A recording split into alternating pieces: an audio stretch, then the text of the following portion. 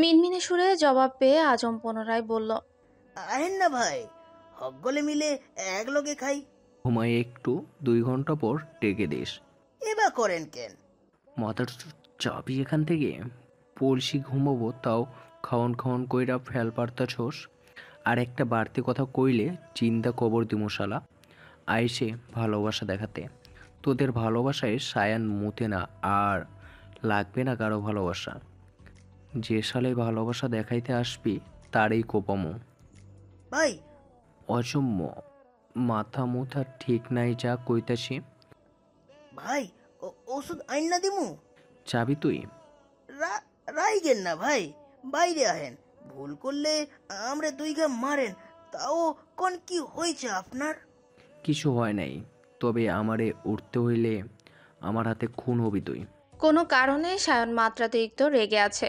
বুঝে আজম কথা বাড়ালো না, নয়তো সত্যি সত্যি মায়ের নিশ্চিত। তাই শুধু বিড়াল সুরে বলল, আচ্ছা ভাই, আপনি তাহলে ঘুমান। কিছু লাগলে আমারে ডাইকেন, আমি এইখানেই আছি। কথাটা বলে ছেলেপুলেকে শব্দ করতে বারণ করে অন্যদিকে বসলো। যত খুশি নিয়ে খেতে বসেছিল তত খুশি আর রইল না কারো। কিন্তু সায়নের সমস্যার কথা সে নিজে থেকে না বললে জানারও উপায় নেই কোনো। এইসব ভেবে সে প্রথম লোকমা মুখে পড়তে যাবে, তখনই ফোনের রিংটোন বেজে ওঠে। অসময়ে কল আসায় বিরক্ত হয়ে ডিসপ্লেতে তাকাতেই ভ্রু কুঁচকে গেল। এই নম্বর থেকে অযথা কল আসে না, আর যখনই আসে তখনই বুঝতে হবে ঘটনা সিরিয়াস। তাই সে সতর্ক হয়ে চট করে উঠে দাঁড়িয়ে একটু সাইডে সরে গেল। তারপর দ্রুত কল রিসিভ করে বলল, হ্যালো শুদ্ধ ভাই। ভাইয়া কোথায় আছো? অফিস রুম থেকে বাইর হয়নি, তয় কি লইয়া জানি খুব রাইগা আছে। বের হলে একা ছিল না। কোনো সমস্যা ভাই? একটু, তবে যতটুকু বললাম মনে রেখো। চোখ কান খোলা রেখো। আর হ্যাঁ, আবারও বলছি, ভাইয়াকে একা ছেড়ো না। জি জি ভাই। কিন্তু আপনি কোথায়? গাড়ির শব্দ শুনতাছি। আছি আশেপাশেই, আপাতত ভাইয়ের দিকে খেয়াল রেখো। রাখছি। কথাটা বলেই শুদ্ধ কল কেটে দিল। হাজম ভ্রুচোরা কুচকে আরেকবার তাকালো বন্ধ অফিস রুমের দিকে। তখনই তাদের দলের এক ছেলে দৌড়ে এসে জানালো চৌধুরী নিবাসে ঘটে যাওয়া ঘটনা। শীতলরাও চলে গেছে, সাথে সারাফাত চৌধুরী সায়নকে বাড়ি থেকে বের করে দিয়েছে। এই কথাটা শুনে আজম হতবাক হয়ে মাটির দিকে তাকিয়ে রইল। পরক্ষণে চোখ বেয়ে অশ্রু গড়াতে লাগলো তার। তার দেখা সবচেয়ে সুন্দর পরিবারটাও এভাবে ভেঙে গেল। এবার কি হবে? আর স্বর্ণ ভাইকে ছেড়ে চলে গেল।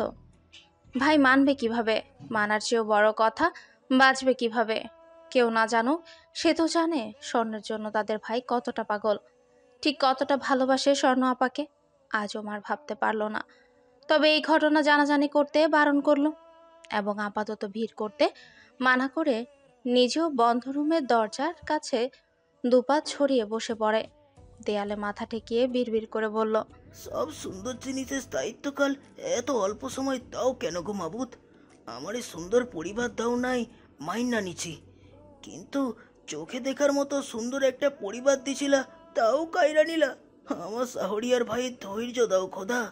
মানুষের উপরে শক্ত হইলেও ভেতরে সে নরম মাটি। পরিবারটাকে উনি বুক দিয়ে আগলে রাখতো, সেই পরিবার ভাইঙ্গা গেছে। বাইরে না জানি কত কষ্ট পাইতেছে, আর আমি কিনা কচ্চিনিয়া এতক্ষণ পইরা ছিলাম। কথাটা ভেবেই সে দুহাতে মুখ ঢেকে অঝরে কাঁদতে লাগলো। তার চোখের পানি দুহাতের ফাঁক গলে পড়তে লাগলো। এভাবে অনেকক্ষণ আজম সেখানেই বসে রইল। রাত বাড়ছে দেখে দলের অনেক ছেলেপেলেরাই বাড়ি চলে গেল। কেউ থাকতে চাইলেই আজম ওদের বারণ করে দেয়। এভাবে ঘন্টা তিনেক পার হওয়ার পর সায়ন বেরিয়ে এলো। কঠিন মুখে আজমের দিকে তাকিয়ে বলল, কাঁদছিস কেন? কে মারছে তোর? ভাই ভাই, এত কিছু ঘটে গেছে। আমি আমি তখন কিছুই বুঝি নাই ভাই। এখন বুঝছিস? জি ভাই। বুঝে কার বাল ছিঁড়লি? কথাটা শুনেই আজম মাথা নিচু করে নেয়। তার দু চোখ তখনও ভেজা। ওকে কাঁদতে দেখে সায়ন কেবল হাসলো। তারপর আজমের কাঁধ জড়িয়ে ধরে সামনে হাঁটতে হাঁটতে বলল, পুরুষ মানুষ এত সহজে হারলে চলে না রে পাগলা।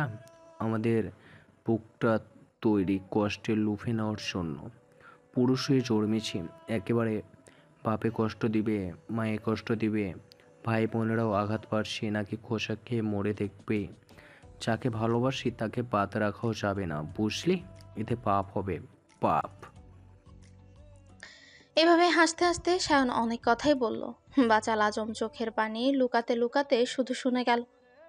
অতঃপর তারা হাঁটতে হাঁটতে একসময় অন্ধকারে মিলিয়ে গেল। কোথায় যে গেল আর খুঁজে পাওয়া গেল না। ইরানের রাজধানী তেহরান, সকাল 10টা 30 মিনিট। নগ্ন শরীরের কোমরের কাছটায় পাতলা একটা তোয়ালে রেখে চোখ বন্ধ করে শুয়ে আছে ইয়াসির। লম্বা হাত দুটো দুদিকে মেলে রাখা, তার মাথা ও দু পায়ের কাছে দাঁড়িয়ে চারজন লাশময়ী তরুণী, চারজনই বিদেশি। গায়ের রং ধবধবে ফর্সা, মাথা ভর্তি সোনালি চুল, পরনে কালো রঙের দুটুকরো ছোট্ট পোশাক। যদিও স্থান কাল দেশভেদে এই পোশাক এখানে স্বাভাবিক। তরুণীদের উভয়ের হাতে বডি মাসাজ অয়েল। তারা নিজ নিজ ভঙ্গিমায় ইয়াসিরের সারা শরীর মাসাজ করছে। কখনো বা দুষ্ট হেসে ছুঁয়ে ছুঁয়ে দিচ্ছে ইয়াসিরের শরীরের এক একটা অংশ। এতে শক্ত পুরুষালী শরীরে নরম হাতের ছোঁয়ায় ইয়াসিরের যে শুধু ভালো লাগাই কাজ করছে তা নয়, বরং তার দেহখানাও একটু একটু জেগে উঠছে, চাচ্ছে নারী দেহের সংস্পর্শ। কিন্তু শরীর চাইলেও তার মনটা পড়ে আছে অন্য কিছুতে। তার শরীরে চাওয়া সুন্দরী নারী দেহ হলেও তার মন অন্য গান গাইছে। সে আচমকাই বন্ধ চোখ খুলে হাতের কাছে থাকা তরুণীকে হাঁচকা টানে কাছে আনলো। তারপর উল্টো গড়নে নিজের বুকের নিচে পিষে ফেলে একটা কালো ওড়না রাখলো মেয়েটার মুখের উপর। চোখ দুটো খোলা রেখে কপালা রান্না ঢেকে দিয়ে ভালো করে দেখলো। না, মিলছে না, এ চোখ দুটো নয়। যে চোখ সেদিন রাতে সে দেখেছিল সে চোখ দুটো ছিল একেবারেই অন্যরকম, অদ্ভুত রকমের সুন্দর ছিল। চোখের ভাষা ছিল ধ্বংস করে দেওয়ার মতো। এমনি এমনি সে চোখের মালিকের নাম দেয়নি অগ্নিকন্যা। এই তরুণীর চোখের সাথে মিলছে না দেখে ইয়াসির খুব বিরক্ত হলো। সে মেয়েটাকে ধাক্কা মেরে নিজের থেকে সরিয়ে তোয়ালে কোমরে পেঁচিয়ে উঠে দাঁড়ালো। তার জিম করা পেটানো দেহে তেল চপচপ করছে। এখনই শাওয়ার নেওয়া প্রয়োজন ভেবে শীষ বাজাতে এগোলো সুইমিং পুলের দিকে। সুইমিং পুলের নীল জল টলমল করছে। মাথার উপরে মস্ত বড় আকাশের ছবি ভাসলে স্বচ্ছ জলে। সে এক লাফে দিতে জল ছিটকে পড়লো আশেপাশে। পরপর বেশ কয়েকটা ডুব দিয়ে মাথা নাড়াতেই চুলের পানি ছিটকে পড়লো আশেপাশে। দম বন্ধ করে পানিতে নিজেকে ডুবিয়ে রাখলো মিনিটের কাঁটা ধরে। রোজকার চর্চা থাকায় খুব একটা কষ্ট হলো না, তবে সে প্রচণ্ড অস্থির অন্য কারণে। আগে তার শরীরে ক্ষুধা জাগলে মেয়েদের নিয়ে শুয়ে পড়তো, আর এখন শরীরে জাগলে মেয়ে আনে ঠিকই, তবে যখনই কাছে যায় কিংবা পাটারের চোখে চোখ পড়ে তখনই কিছু একটা মনে পড়ে মুডটাই চলে যায়, যা অতি মাত্রায় অসহ্য। কয়েকদিন যাবৎ এসবই ঘটছে তার সাথে। মানে হয় এসবের, কে সেই কন্যা, কেনই বা খোঁজ মিলছে না তার। সামান্য দৃষ্টির বাণ ছুঁড়ে তার মনের সুখ কেড়ে নেওয়ার মানে হয়। শুরুর দিকে মেয়েটাকে খোঁজার জন্য এতটা আগ্রহ দেখায়নি, তবে আজকাল মনে হচ্ছে মাফিয়াগিরি ছেড়ে সেই মেয়েটার সন্ধানেই বের হতে হবে। এসব ভাবতে ভাবতেই সাঁতার কাটতে লাগলো সে। ঠোঁটে ফিচেল হাসি, মনে দুষ্ট ভাবনা। আর যখন তাকে পাবে একদণ্ড শাস্তি দেবে না। মেয়েটা যদি বেঁচে থাকে মুখোমুখি হবেই সে। আর যখন তাকে পাবে একদণ্ড শান্তি দেবে না, না শারীরিকভাবে না আর না মানসিকভাবে। তাকে এত প্যারা দেওয়ার সুদ হাড়ে হাড়ে তুলবে। ইয়াসির যখন এসব ভাবনায় মশগুল তখন তার সহকারী বুড়াক দৌড়ে এলো সুইমিং পুলের কাছে। হাঁপাতে হাঁপাতে এসে ঝরঝরে ইংলিশে বলল, স্যার, এখনই আমাদের বাংলাদেশে ফিরে যাওয়া উচিত। সহকারী বুড়াকের কথা শুনে ইয়াসির ঘাড় ঘুরিয়ে একবার তাকিয়ে পুনরায় সাঁতার কাটাতে লাগে। বুড়াক নিজেও বুঝলো ইয়াসির সিরিয়াসভাবে নিচ্ছে না তার কথা, তাই পুনরায় আমতা আমতা করে বলল, শোয়েব শুদ্ধর ভাই শাহরিয়ার শায়ন আমাদের ডেরায় কাল হামলা করেছিল। মুখোশ পরে হামলা চালানোয় প্রথমে কেউ চিনতে পারেনি, পরে জানা গেছে সে শায়ন ছিল। ইয়াসিরের হাত পা ততক্ষণে থেমে গেছে। সে তীরে এসে ভেজা চুল ব্যাগ ব্রাশ করতে করতে শীতল কণ্ঠে বলল, হঠাৎ আমাকে সুড়সুড়ি দিলে কেন শালাই? যতটুকু জেনেছি তাতে মনে হচ্ছে চৌধুরী নিবাসে যে দুটো সিসি ক্যামেরা লাগিয়েছিলেন সেটার কথা জেনে গেছে। বড় কথা হলো ক্যামেরা সবার প্রথমে নজর পড়েছিল ওই বাড়ির ছোট গিন্নি। অবাক করা ব্যাপার, উনি একথা কাউকে না জানিয়ে দুই মেয়ে নিয়ে বাড়ি ছেড়ে চলে গেছেন। তারা যাচ্ছে সেনা হাউজে। ও আই সি। এবার দেখি ফিরতেই হবে। এই নাটকীয় পোলাপান নিয়ে আর পারা গেল না। এরা দুভাই আমার পেছনে সুরসুরি না দিলে শান্তি পায় না বোধহয়। চৌধুরীদের ছোট কন্যাকে যেন মধু নিয়ে কত শখ করে খেতে চাইলাম, আবার আমার মুখের খাবার কেড়ে নিল যাওয়া পোলাপান। এবার ফুলটাকে সেনা হাউস থেকে তোলা রিস্কি হয়ে যাবে। কেন স্যার? কারণ সেনা হাউসের প্রতিটি গেটে বন্দুক হাতে তোমার বাপরা দাঁড়িয়ে থাকে। তোমার বাপদের টপকে মেয়ে তোলা কি এত সোজা ভাবছো? Sorry sir. যাই হোক, জেট রেডি করো, লাঞ্চ সেরে বের হব। জি স্যার, চলবে। কথাটা বলেই বুরাক দ্রুত পায়ে প্রস্থান করলো। ইয়াসির জুসের গ্লাসে ঠোঁট ছোঁয়াতে গিয়েও হঠাৎ থেমে গেল। হাতের কাছে ওর আরেকটা শুকনো তোয়ালের নিচে থাকা পিস্তলটা নিয়ে শুট করলো বডি মেসেজের করা এক তরুণীর দিকে। নিখুঁত নিশানায় তরুণীর কপাল ফুটো হয়ে বুলেট গিয়ে লাগলো পাশের দেয়ালে। টুং করে শব্দ করে সেটা ছিটকে পড়লো আশেপাশে। মেয়েটার সাথে সাথে মেঝেতে ধপ করে পড়লো। আর তখনই তার ছিটকে পড়লো একটা ক্যামেরা, যেটা দিয়ে এতক্ষণ ইয়াসিরের গতিবিধি রেকর্ড হচ্ছিল, এবং সেটা বাংলাদেশের কেউ নিখুঁতভাবে দেখছিল এবং নোটও করছিল। কিন্তু ধরা পড়ে সাইলেন্সার লাগানো পিস্তলের মাত্র একটা বুলেট মেয়েটার প্রাণ কেড়ে নিল। মেয়েটা খোলা চোখে অদূরে দাঁড়ানো ইয়াসিরের দিকেই তাকিয়ে থাকা অবস্থায় শেষ নিঃশ্বাস ত্যাগ করলো। এদিকে মেয়েটাকে ধরা পড়তে দেখে শুদ্ধ বাংলাদেশে বসে শান্ত চোখে তাকিয়ে শুধু দেখে গেল। পরের দিন সকাল 8:30। শীতল থম মেরে বসে আছে তার রুমের সঙ্গে লাগানো ব্যালকনিতে। চোখ জোড়া অশ্রুতে টইটুম্বুর, নীরব কান্নায় গালজোড়া ভিজে আছে। হাতের উল্টো পিঠ দিয়ে চোখ মুছতে না মুছতেই পরক্ষণে গাল ভিজে একাকার। গালজোড়া ভিজে আছে, হাতের উল্টো পিঠ দিয়ে চোখ মুছতে না মুছতেই পরক্ষণে গাল ভিজে একাকার। হেঁচকিয়ে উঠছে ক্ষণে ক্ষণে। গতকাল রাতে গাড়িতে খাওয়ার পর কি মরণ ঘুম দিয়েছিল, একবারও সজাগ হয়নি।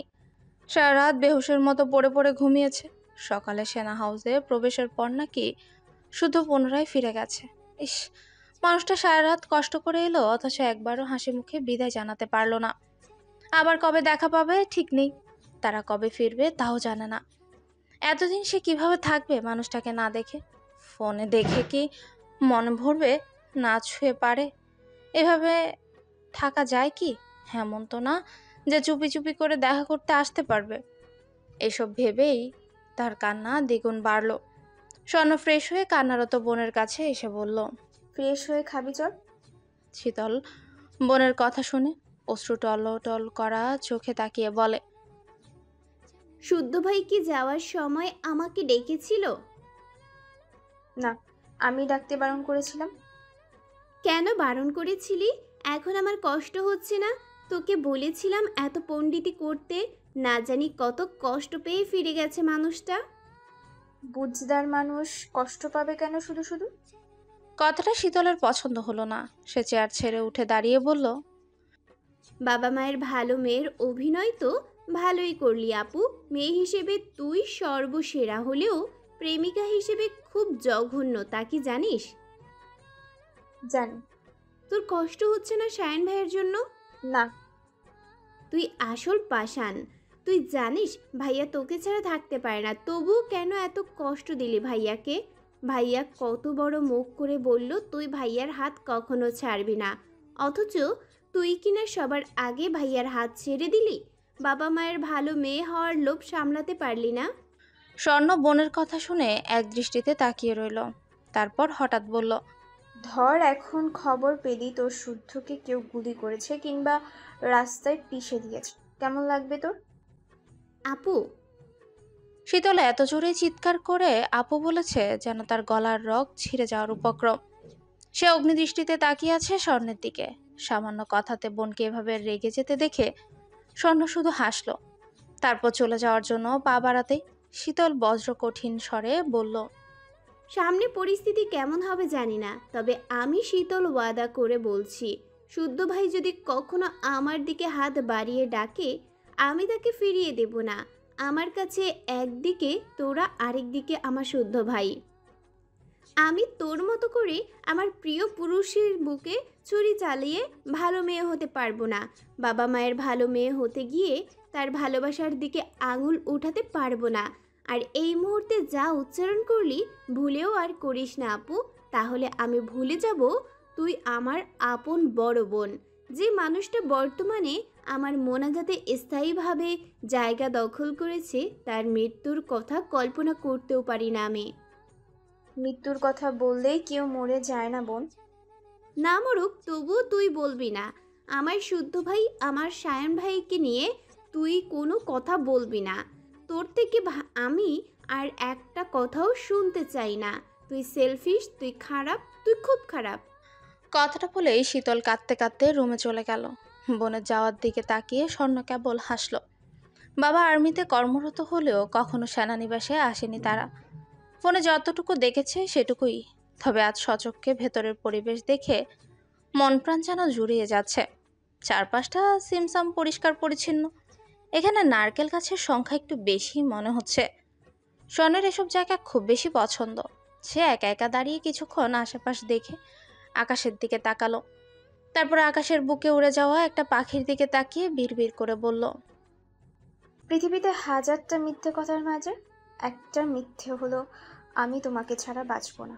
আসলে কেউ কারোর জন্য মরে না, মরণ এত সহজ না। তুমি ভাবতে তোমার স্বর্ণ কোমলকে ছাড়া বাঁচবে না, নিঃশ্বাস আটকে যাবে। কিছুদিন যাক, দেখবে তুমি আমাকে ছাড়াই থাকতে অভ্যস্ত হয়ে গেছো। ভালো থেকো প্রিয়, আমাকে ছাড়াই ভালো থাকতে শেখো। কথাটা বলেই স্বর্ণ স্থান ত্যাগ করলো। তারপর শীতলকে এত ডেকেও রুমের দরজা খোলাতে পারলো না। আর না, মেয়েটা সারাদিনে মুখে কিচ্ছুটি দিল। সাদা চৌধুরীও ব্যর্থ হয়ে মলিন মুখে চলে গেলেন। এখানে যদি স্বয়ং শারাফাত চৌধুরী হতেন তাহলে মেয়েটাকে দুবার ডাকতে হতো না। শুধু শারাফাত চৌধুরী যদি দরজায় কড়া নেড়ে বলতেন, মা, আমার শীতল আম্মা কই, খাবো তো, এসো না মা, ব্যাস তাতেই কাজ হয়ে যেত। আর হবে নাই বা কেন? বাবাকে কাছে না পেয়ে শারাফাত চৌধুরীর আঙ্গুল ধরেই তো হাঁটতে শিখেছে। ওনার হাতে খেয়েছে, ওনার বুকে কত রাত ঘুমিয়েছে। মায়া টান জিনিসগুলো অদ্ভুত রকমের। যখন সবাই ব্যর্থ হলো তখনই শাহাদাত চৌধুরীর কাছে কল এলো। বড় ভাইয়ের নাম্বার দেখে শাহাদাত চৌধুরীর বুক কেঁপে উঠল। তবুও কল রিসিভ করতেই ভেসে উঠল বড় ভাইয়ের মুখ। তবে উনি ভাইয়ের মুখের দিকে তাকানোর সাহস পেল না। তাই তো চোরের মতো মুখ কাচুমাচু করতে লাগলেন। শারাফাত চৌধুরী যেন বুঝলেন ভাইয়ের অবস্থা, তাই বললেন, দূরে গিয়ে বড় আব্বুকে ভুলে গেলে চলবে? এই বুড়ো মানুষটার কথা কেউ না ভাবলে কাদের নে বাঁচবো আমি? শাহাদাত চৌধুরী ভেজা স্বরে আর জবাব দিতে পারলেন না। পাশে থাকা সোফায় ধপ করে বসে পড়লেন। তাই স্বর্ণ এসে বাবার হাত থেকে ফোনটা নিল, নিজেই কথা বলল। তারপর শীতলের রুমের দরজায় কড়া নেড়ে বলল, বোন, বড় আব্বু কথা বলবে, দরজা খোল। কথাটা বলতে দেরি দরজা খুলে ফোন কেড়ে নিতে দেরি হয়নি। এরপর সে ঠোঁট ভেঙে শব্দ করে কেঁদে তোতা পাখির মতো বলতে লাগলো, বড় আব্বু, বড় আব্বু, আমাকে নিয়ে যাও। শীতলকে এভাবে কাঁদতে দেখে শারাফাত চৌধুরী ক্যামেরা ঘুরিয়ে দিলেন অন্যদিকে। তারপর দ্রুত চোখ মুছে ক্যামেরা ঠিক করে আদরে সুরে বলতে লাগলেন, আম্মা, আমার আম্মা যেন কাঁদে না মা। খেয়েছো মা? মুখটা শুকনো লাগছে কেন? বড় আব্বু, আমাকে নিয়ে যাও। আমি এখানে থাকবো না, আমি বাড়ি যাব। খুব তাড়াতাড়ি আমি গিয়ে তোমাকে নিয়ে আসবো মা। তোমাকে ছাড়া আমাদের বাড়ি অচল। কাঁদে না মা, তুমি কাঁদলে আমরা কি ভালো থাকবো বলো? কথাটা বলতেই সীতারা ফোন কেড়ে নিলেন। হাঁচলে চোখ মুছে জোরে জোরে কাউকে শুনিয়ে শুনিয়ে বলতে লাগলেন, 4 রাত গোপনে কাজ সেরে সকালবেলায় ফিরেছে আজম আর সায়ন। প্ল্যান সাকসেস হওয়ার আনন্দে একটু একটু নেশাও করেছে তারা।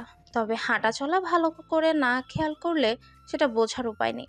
এখন তাদের প্ল্যান সারাদিন পড়ে পড়ে ঘুমাবে, তারপর সন্ধ্যায় উঠে ইয়াসিরের ডেরায় আরেকবার হামলা চালাবে। গতরাতে যে ক্ষতি করেছে এতক্ষণে জায়গা মতো খবর টবর চলে গেছে নিশ্চয়ই। এখন তেহরানে বসে বসে ইয়াসির মনের দুঃখে একবার কপাল চাপড়াক, তো আরেকবার না হয় পেছন চাপড়াক। এইসব নিয়ে কথা বলতে বলতে অফিসে ঢুকে দেখে স্পেশাল চেয়ারে রাজকীয় ভঙ্গিমায় শুদ্ধ বসে আছে। তার পরনে গত দিনের সাদা শার্ট ও কালো প্যান্ট। শীতলদের রেখে এখানে এসেছে বলার অপেক্ষা রাখে না। কিন্তু কেন এসেছে? সে আসতে বলেছে? তার কি কেউ আছে এই পৃথিবীতে? নেই তো, নেই। থাকলে কি আর কেউ বাড়ি থেকে তাড়াতে পারতো? তারা জানে না সে বাড়ি ছেড়ে থাকতে পারে না। আদৌ কখনো থেকেছে?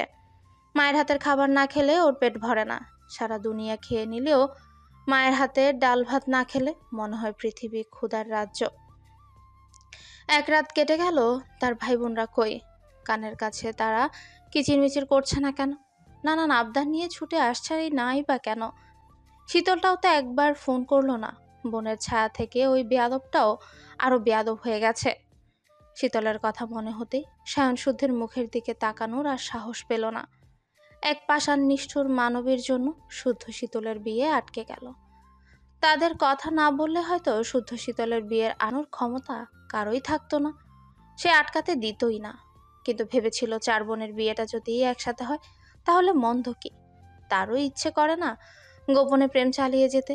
সে তো স্বর্ণকে আগে থেকে বলতো বিয়ের কথা, বরং স্বর্ণই তাকে বারবার আটকেছে, এটা ওটা বলে বুঝিয়েছে। নয়তো তাদের কথা সবাই আগেই জানতো। কিন্তু যার জন্য জানালো সেই সবার আগে হাত ছেড়ে নিজের পথ বেছে নিল।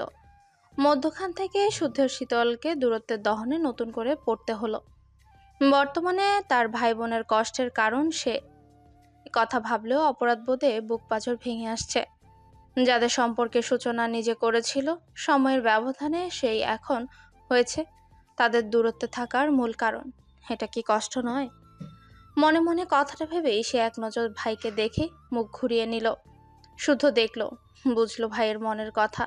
কেন যেন তার ঠোঁটের কোণে এক টুকরো হাসিও ফুটে উঠল। তারপর কিছুক্ষণ নীরব থেকে শুদ্ধ বলল, বাড়ি ফিরতে ইচ্ছে করছে না, তাই এখানে এলাম। ততক্ষণে সায়ন হাত পা ছড়িয়ে মেঝেতে শুয়ে পড়েছে। মাথাটা টলছে, শরীরটা যেন ভার ছেড়ে দিতে পারলে বাঁচে। তার দেখা দেখি আজমও তার পায়ের কাছে শুয়ে পড়ল। তখন শুদ্ধের কথার জবাবে সায়ন বলল, সবাই চিন্তা করবে। করবে না বলো, করছে। তাহলে যা। শুধু আমার জন্য চিন্তা করছে, আমি কিন্তু একবার বলিনি। শুদ্ধর প্যাচ খাটানো কথায় সায়ন ঘাড় ঘুরিয়ে তাকালো ভাইয়ের দিকে। ঠোঁটের কোণে মলিন হাসি ফুটিয়ে বলল, আমি যাব না।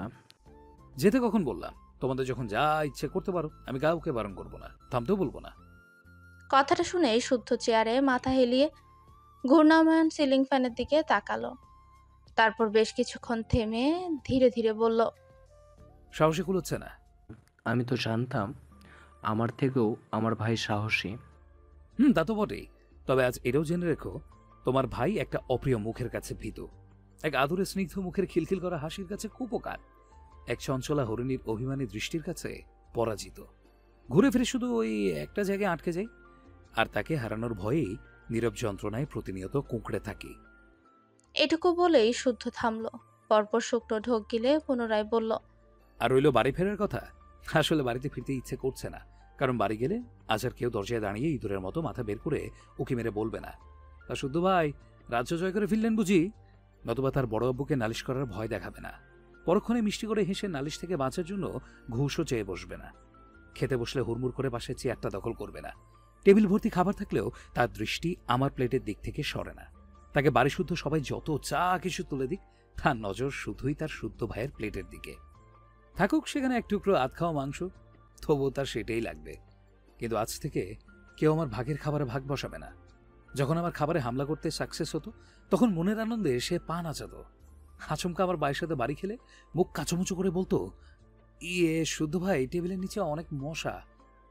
আমি বাড়ি না থাকলে কেউ মনের রাগ মিটাতে আমার রুমটাও এলোমেলো করবে না। আমার শখের পারফিউম মেখে ঘুরঘুর করবে না। টি শার্ট নিয়ে পালাবে না। ফোন লুকিয়ে রাখবে না। মারের ভয়ে গাছে উঠতে ভয় করবে না। স্টাডি টেবিলে বসে আমার নোটে যাতা একটা ছবি এঁকে নিচে লিখবে না, চৌধুরী পুত্র সোয়াইব শুদ্ধ। এত না নায়ের মাঝে কি একটু ভালো থাকা যায়, নাকি স্বস্তি নিয়ে নিঃশ্বাস নেওয়া যায়? এটুকু বলেই শুদ্ধ থেমে গেলে সায়ন এক দৃষ্টিতে শুদ্ধের ক্লান্ত মুখের দিকে তাকিয়ে রইল। কি বলবে, কি বলে বুঝ দেবে? আচ্ছা, একবার কি উঠে শুদ্ধের পাজোড়া ধরে মাফ চাইবে? তার ভুল সিদ্ধান্তের জন্যই তো এখন ভাই কষ্ট পাচ্ছে। তাতে ছোট ভাইটার বুকের ভাঙন কি কমবে? থামবে ওই বুকের ঝড়? শত চেষ্টা করেও সায়ন একটা শব্দ উচ্চারণ করতে পারল না। আজকাল কি যখন তখন কথা বলার শক্তিও হারিয়ে ফেলেছে সে। কই, আগে তেমন হতো না। তবে কি নতুন রোগে ধরেছে তাকে? এদিকে দু ভাইয়ের অবস্থা দেখে নীরবে ঝরঝরিয়ে কেঁদেই যাচ্ছে বেচারা আজম। সে মানতে পারছে না এদের অবস্থা। ভালোবাসা দুটো মানুষকে ভেঙে চুরে শেষ করে দিচ্ছে। ভালোবাসার এত শক্তি, এত দহন কোন কোন বালের ঠানে মানুষ শুধু শুধু আরেকজনকে ভালোবাসতে যায়? কি বা আছে এই ভালোবাসায়? বেশ কিছুক্ষণ নীরবতায় কেটে গেল। কেউ টু শব্দটুকু করলো না। তবে শুদ্ধ হঠাৎ উঠে দাঁড়িয়ে সায়নকে বলল। ভাইয়া চলো। ভেজা কণ্ঠে সায়ন জবাব দিল। আমি যাব না ভাই, তুই ফিরে যা। ফ্ল্যাট নিয়েছি, তুমি আর রাজম আজ থেকে সেখানেই থাকবে। রাত বিরাতে এখানে থাকাটা রিস্কি হয়ে যাবে। তাছাড়া আম্মুরা যখন তখন এখানে আসতে পারবে না। ফ্ল্যাটে থাকলে তারাও আসতে পারবে। সাম্য সৃজন কি তোমাকে না জ্বালিয়ে বাড়িতেই বসে থাকবে? রাস্তা পার করে এখানে আসতে আবার অ্যাক্সিডেন্ট ঘটাবে। মূল কথা হলো, তোমার বোন আমার কথা বলার শক্তিটুকু কেড়ে নিয়েছে। আমি এই মুহূর্তে দুটো কথা বলার শক্তিও পাচ্ছি না। আমি আপাতত নতুন ফ্ল্যাটে যাচ্ছি, তুমিও চলে এসো। আর হ্যাঁ, গতকাল থেকে না খাওয়া ক্ষুধাও লেগেছে। আসার সময় খাবার নিয়ে এসো। খেয়ে না হওয়া বউকে নিয়ে শোক পালন করবো। ছটফট গলায় এ কথা বলে বিল্ডিংয়ের নাম, ফ্ল্যাট নাম্বার বলে একটা চাবি ছুড়ে দিয়েই শুদ্ধ বেরিয়ে এলো। সে জানে তার ক্ষুধার কথা শুনলে তার ভাই না এসে থাকতেই পারবে না। শুদ্ধ দ্রুত পায়ে রাস্তা পার হয়ে পকেট থেকে ফোন বের করে দেখলো শীতলের কোনো কল বা মেসেজ এসেছে কিনা। হ্যাঁ, যা ভেবেছিল তাই। মোট 13টা কল, 7টা মেসেজ এসে জমে গেছে। ফোন সাইলেন্ট করেছিল, মনেই ছিল না। হঠাৎ মনে হতেই বেরিয়ে এসেছে এবং তার ভাবনা সঠিক দেখে মুখে এবার হাসি ফুটল, বিশেষ করে ডিসপ্লের উপরে ভাসতে থাকা মেসেজটা দেখে। কেউ কি আমাকে একটু মিস করছে না? কথা বলছে না কেন তার ব্যাঙাচির সাথে? এদিকে শুদ্ধ বেরিয়ে যেতেই সায়ন হুড়মুড় করে উঠে বসে। বাপায়ের কাছে শুয়ে থাকা আজমকে লাথি মেরে উঠিয়ে বলল। এই শালা শুনলি না? আমার ভাইয়ের ক্ষুধা পেয়েছে, চল খাবার নিয়েতে যেতে হবে। আর আমি শোক মরছি কেন? এক শাশুড়ির মেয়ে রিজেক্ট করেছে, তাতে কি কত শাশুড়ির মেয়ে আসে না? সায়ন কি ফেলনা রে? ফেলনা না। কথাটা বলেই পার্টির অফিসের দরজায় তালা ঝুলিয়ে বের হতেই দেখলো রাস্তার ওপারে শুদ্ধ দাঁড়িয়ে আছে, ফোনে কারো সাথে কথা বলছে। সে এগিয়ে গিয়ে আচমকা রাস্তার মধ্যেই শুদ্ধকে জড়িয়ে ধরলো। শুদ্ধ ভ্রু কুচকে কল কেটে বলল। আমি স্বর্ণ না, শুদ্ধ। ভাইয়ের কথা শুনে সায়ন ফিক করে হেসে ফেলে। তারপর ভাইকে ছেড়ে দিয়ে বলল। তোর বোন নেই তাতে কি, তোকে দিয়ে কাজ চালাবো। ভাইয়ের কথা শুনে শুদ্ধ এমনভাবে নাক মুখ কুচকে দুপা পিছিয়ে গেল যে সায়ন আর আজম হো হো করে হেসে উঠল। তারপর তিনজনই গেল নতুন ফ্ল্যাটের দিকে। যাওয়ার পথে কিনলো পছন্দনীয় খাবার। তাদের হাসি মুখে দেখে চায়ের দোকানের ভেতরে বসে থাকা সাফওয়ান চৌধুরী শুধু চেয়ে চেয়ে দেখলেন আর মনে মনে দোয়া করলেন পৃথিবী উল্টে যাক, ভাইয়ে ভাইয়ে সম্পর্ক টিকে থাক। সকালের দিকে শারফাত চৌধুরীর সাথে কথা বলে শীতলের মন একটু ভালো হয়েছে, কান্নাকাটিও থেমেছে। হঠাৎ তার আরেকজনের কথা মনে হতেই খোঁজ করে জানতে পারলো তার রুবাব ভাইয়া সকালে চলে গেছে শতরূপা চৌধুরীর কাছে। এই বাড়িতে নাকি তার দমটা আটকে আসছে। বাকিরা কত করে বারণ করলো, কিন্তু কারো কথাই শোনেনি ছেলেটা। শুধু ভেজা কণ্ঠে চোখ মুছতে মুছতে বেরিয়ে যাওয়ার সময় বলেছে, এতদিন এখানে পড়েছিলাম ছোট ভাই বোনদের জন্য, তারাই যখন নেই তাহলে থেকে আর কি হবে। তারা যেদিন আবার ফিরবে, আবার এই বাড়িতে চাঁদের হাট বসাবে, আমিও সেদিন ফিরব। কথাটা শুনে শীতল আরেক চোট কেঁদে রুবাবের সাথে কথা বলল। কেঁদে কেঁদে বলল চট্টগ্রামে চলে যেতে। রুবাব শুধু মলিন হাসলো কেবল। তবে ভুলেও সায়নকে যে বাড়ি থেকে বের করে দিয়েছে এ কথা শীতলকে সে জানালো না। শুধু সে নয়, চৌধুরী বাড়ির কেউই জানায়নি, কারণ এতেও পাগল মেয়েটা নিজেকে দোষী ভাববে। বোনকে খুব কাঁদতে দেখে রুবাব বলল তার ছুটি শেষের দিকে যাওয়ার আগে অবশ্যই সে দেখা করে যাবে। কথাটা শুনে শীতলকে মানিয়ে আকার ইঙ্গিতে জানালো সায়ন নাকি খুব বেশি কষ্ট পেয়েছে, তার সাথে যেন একটু কথা বলে। সায়ন, রুবাব, সাম্য, সৃজন, শখ, স্বর্ণ এরা কেউ শীতলের কাছে কম না। সব কটা ভাই বোনকে জান দিয়ে ভালোবাসে সে। আরেক ভাই কষ্ট পাচ্ছে শুনে শীতল তখনই ফোন দিল সায়নকে। বেশ কয়েকবার কলটা বেজে বেজে কেটে গেল। শীতল ভাবলো সাদাত চৌধুরীর নাম্বার দেখে সায়ন কল রিসিভ করছে না, হয়তো রেগে আছে। এখন থাক, একটু পরে না হয় তার ফোন থেকেই কথা বলবে।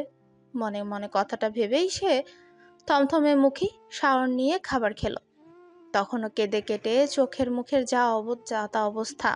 সিমিন চৌধুরী ভ্রুজোড়া কুচকে এতক্ষণ বসে বসে মেয়ের রং ঢং দেখে গেলেন।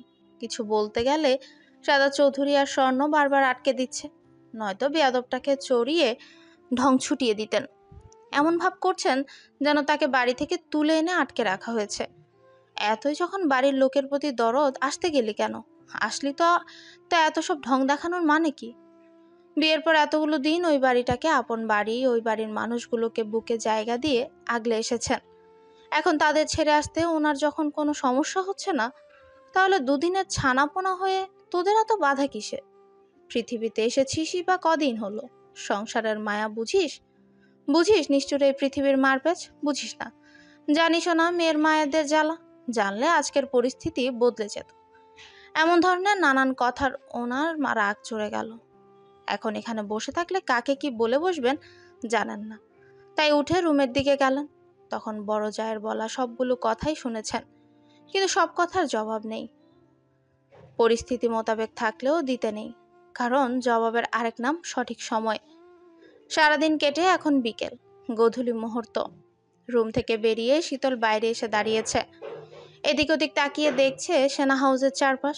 জায়গাটা ভীষণ সুন্দর, তবুও মন খারাপ থাকায় কিছু ভালো লাগছে না। মন খারাপের কারণ, সকালে শুদ্ধের সঙ্গে দেখা করে বিদায় নিতে পারেনি। ফোন করলে শুদ্ধ রিসিভ করছে না, না মেসেজে রিপ্লাই করেছে। পাষাণ পুরুষটাকে নিয়ে হয়েছে যত জ্বালা। বাড়িতে থাকতেই পাত্তা দিত না, এখন এতদূর চলে এসেছে। শীতল হাঁটতে হাঁটতে একটু এগিয়ে গেল। দেরি করে গোসল করা চুলগুলো এখনো ভেজা, তাই লম্বা চুলগুলো ছেড়ে রাখা। ছাড়া চুল মৃদুভাবে উঠছে বিকেলে স্নিগ্ধ বাতাসে। পরনে সাদা ও কালো মিশ্রণের নতুন থ্রিপিস, ওড়নাটাও যেন অবাধ্য। হঠাৎ তার নজর এলো সিঁড়িবাঁধা পুকুরের দিকে। পুকুরে ফুটে আছে অনেক লাল শাপলা। সে লাল শাপলা কাছে দেখেনি, তবে একবার সপরিবারে পিকনিকে গিয়ে সেখানকার বড় একটা পুকুরে লাল শাপলা দেখেছিল। তুলতে গেলে বড়মা বলেছিল লাল শাপলা তুলতে নেই, এ ফুলের গোড়ায় নাকি বিষধর সাপ থাকে। সাপের কথা শুনে সেদিন আর তোলেনি। শীতল কি ভেবে গালে হাত দিয়ে পুকুরের মাছ সিঁড়িতে বসলো। মিনিট না পেরোতেই সেখানে স্বর্ণ উপস্থিত হলো। কেবল শাওয়ার নিতে ঢুকেছে, এই সুযোগে বাইরে বেরিয়ে এসেছে শীতল। বোনকে না দেখে খুঁজতে খুঁজতে সেও ছুটে এসেছে। পাশে বসেছে নিঃশব্দে। তার উপস্থিতি টের পেয়ে শীতল একবার তাকিয়ে দৃষ্টি ঘুরিয়ে তাকালো পুকুরের টলটলে জলের দিকে। চোখে ভাসছে কত কথা, কত স্মৃতি। আজ ঈদের পরদিন সব ঠিক থাকলে বাড়িতে কত কত মজা হতো। নয়তো চৌধুরীদের 3 গিন্নির 1 গিন্নির বাপের বাড়িতে সপরিবারে দাওয়াত খেতে যেত। যখন এসব ভাবনায় মশগুল, তখন সেখানে আর্মি ড্রেস পরা এক যুবক এসে দাঁড়ান। সে পেছন থেকে দাঁড়িয়ে গলা খাকারি দিয়ে উপস্থিতি জানান দিয়ে হাসি মুখে বলল, ম্যাম, আমি জুবাইর। স্যার আমাকে দায়িত্ব দিয়েছেন আপনাদেরকে ঘুরতে নিয়ে যাওয়ার জন্য। তা কোথায় যেতে চান বলুন? কথাটা বলে জবাবের আশায় পাশে বসা স্বর্ণের দিকে তাকালো। চোখে মুখে মুগ্ধতা। সাদাত স্যারের মেয়ে আছে জানতো, তবে পুতুলের মতো দেখতে তা জানা ছিল না। বলা বাহুল্য, মিসেস শাহাদা তো ভীষণ সুন্দরী, তা বলার অপেক্ষা রাখে না। জুবাইয়ের বয়স ভেদে বুঝলো স্বর্ণ বড় আর শীতল ছোট, কিন্তু এখানে কে স্বর্ণ আর কে শীতল বুঝে উঠতে পারল না, কারণ স্যারের থেকে শুধু নাম দুটো শুনেছে সে।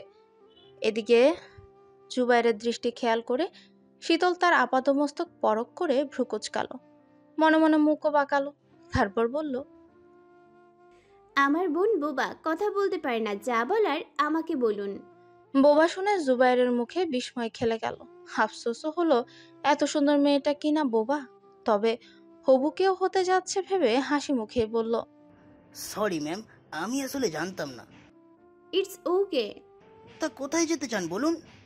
আশেপাশে সমুদ্র আছে, যেখানে পা ডুবিয়ে বসে থাকা যাবে। পাতেঙ্গা আছে? ভিড় কেমন? সমুদ্র পাড়ে তো ভিড় থাকে, তার উপরে আজ আবার ঈদের পরের দিন, সাধারণ জনতা সেই দিকে হুমকি খেয়ে পড়বে। তবে আপনারা চাইলে আপনাদের আশেপাশে ভিড় কম রাখার চেষ্টাটুকু করতে পারি। ওহ, যদি যাই, আপনি কি এই ড্রেস আপে আমাদের নিয়ে বের হবেন? জি না ম্যাম, অফিসিয়াল কাজ ব্যতীত ইউনিফর্ম পরে আমাদের যেখানে সেখানে যাওয়ার নিয়ম নেই। কাজে সিভিল ড্রেস আপেই বের হতে হবে। তাহলে ঠিক আছে, নয়তো আর্মি নিয়ে ঘুরছি ভেবে অনেকেই তাকাবে, এই জন্যই বললাম আর কি। জি বুঝেছি। শীতল একবার বোনের দিকে তাকিয়ে জানালো একটু পরেই রেডি হয়ে আসছে তারা। দুপুরের দিকে গিয়ে মা বাবা চলার মতো টুকটাক শপিং করে এনেছে, আরও করতে হবে। তারপর জুবাই রেডি থাকতে বলে চলে গেল। স্বর্ণ তখন বোনের দিকে তাকিয়ে ভ্রু কুচকে বলল, আমাকে বোবা বললি কেন? আমি কবে বোবা হলাম? স্বর্ণের কথা শুনে শীতল উঠে দাঁড়িয়ে হাত ঝাড়লো, তারপর ভাব নিয়ে বলল, শাহান ভাইয়ের আদেশ ভুলেও যেন তোমার আশেপাশে কাউকে ঘেঁষতে না দেই। ভাইয়ার আদেশ অনুযায়ী আজ থেকে তুমি বোবা। সে বলবে আর আমাকে মানতে হবে? হবে। কেন হবে? কারণ আমার ভাই তোমাকে ভালোবাসে, পাগলের মতো ভালোবাসে। থাক, ভাইকে নিয়ে আর ওকালতি করতে হবে না। এখন বল, ওর সাথে কথা হয়েছে? হয়েছে। আমার নামে অভিযোগ করেছে? না, শুধু বলেছে তোমার আশেপাশে যেন কেউ না ঘেঁষতে পারে। যদি ঘেঁষে তাহলে শুদ্ধ ভাইকে অন্য কারোর সাথে বিয়ে দিয়ে দেবে। অর্থাৎ ভাসুরের দেওয়া দায়িত্ব ঠিকঠাক পালন করতেই হবে, নয়তো আমার ওগো হাতছাড়া হয়ে যাবে। বোনের কথা শুনে না চাইতেও স্বর্ণ হেসে ফেলল। তারপর দুবোন গল্পে গল্পে রেডি হতে সাদাত চৌধুরী বলল। জুবাইর মেজর শুনে শীতল অবাক হয়ে বোনের দিকে তাকালো। স্বর্ণের মধ্যে কোনো ভাবান্তর দেখা দিল না, কারণ তখন তার ইউনিফর্মে সে র্যাঙ্ক ব্যাজ দেখেছিল। তারপর জুবাইর ডেকে পাঠালে তারা দুবোন পার্কিং লটে গেল। নামি দামি গাড়িতে হেলান দিয়ে সিভিল গেটআপে তাদের জন্যই অপেক্ষা করছিল জুবাইর। তাদের দেখে নিজেই হাসি মুখে গাড়ির দরজা খুলে দিল। বলা বাহুল্য, আর্মি কার্ড করা চুলের ছেলেটা যথেষ্ট সুদর্শন, মিশুকও। তবে কথা বলছে, মজা করছে মেপে বুঝে। বের হওয়ার আগ মুহূর্তে সুধের একটা মেসেজ পেয়ে শীতলের মনটা ভালো হয়ে গেছে। বেড়াতে যাওয়ার কথা শুনে শুদ্ধকেও জানিয়েছে। জবাবে তার ঘাটতারা পুরুষ বলেছে হিজাব পরে ভদ্রবেশে বের হবেন, আর যাত্রার সাথে কিলকিল করা থেকে বিরত থাকবেন। একটা অভিযোগ যদি কানে আসে, পিঠের চালাকাটের বাড়ি একটাও কম পড়বে না, বলে দিলাম। আগে শুদ্ধ যখন এ ধরনের কথা বলতো খুব রাগ করত, মনে মনে গালিও দিত, কিন্তু এখন বুঝে এসবের আড়ালেও ভালোবাসা লুকিয়ে আছে। ভদ্রতার খাতিরে টুকটাক কথা বলছে জুবাইরের সাথে, তাদেরকে এটা ওটা দেখাচ্ছে, চেনাচ্ছে। মজার ব্যাপার হচ্ছে স্বর্ণ কথা বলতে পারে তা জুবাইর জানে, এবং এটাও জানে ওদের দু বোনের একজন চঞ্চল তো আরেকজন খুবই শান্ত। সেই হিসেবে দুজনের কথাই হচ্ছে। এদিকে জুবাইরের আদেশ পেয়ে কয়েকজন আর্মি সৈনিক সিভিলে